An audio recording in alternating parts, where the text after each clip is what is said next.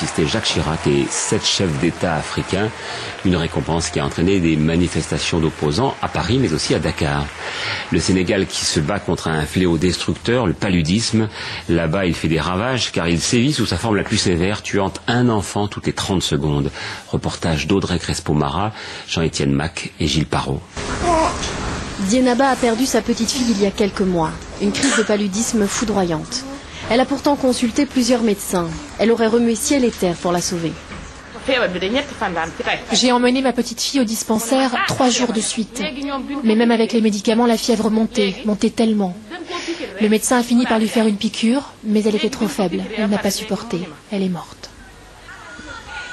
Le paludisme fait des ravages dans ces villages reculés. La saison des pluies approche. Dans un mois, les moustiques menaceront les plus faibles. Assalamu alaikum. Le responsable de la santé du district vient ici une fois par semaine pour sensibiliser les mères de famille. On nettoie les maisons tout le temps pour que tout soit propre. Et puis on dit aux enfants de ne pas jouer près des eaux stagnantes parce que les moustiques pondent là-bas. Mais il faut nous donner des moustiquaires. Si on passe par les femmes, on réussit à 90% de nos activités. Si on parle aux femmes, le suivi des enfants, c'est un problème réglé. La femme est au début et à la fin de toute activité.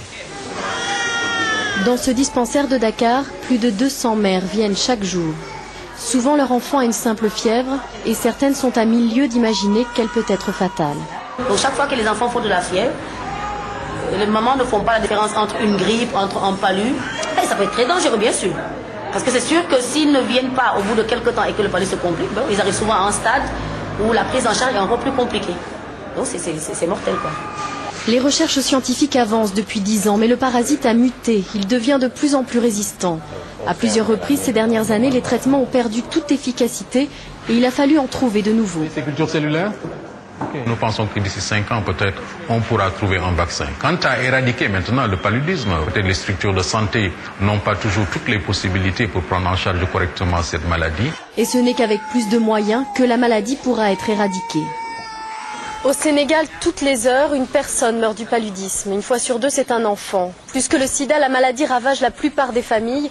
Elle est la première cause de mortalité chez les moins de 15 ans. Et puis voici maintenant un défi qui soulève l'admiration. Un alpiniste néo-zélandais comme Hilary, il y a 53 ans, ancien guide de haute montagne, qui avait été amputé des 2 jambes après une ascension, vient d'atteindre le sommet.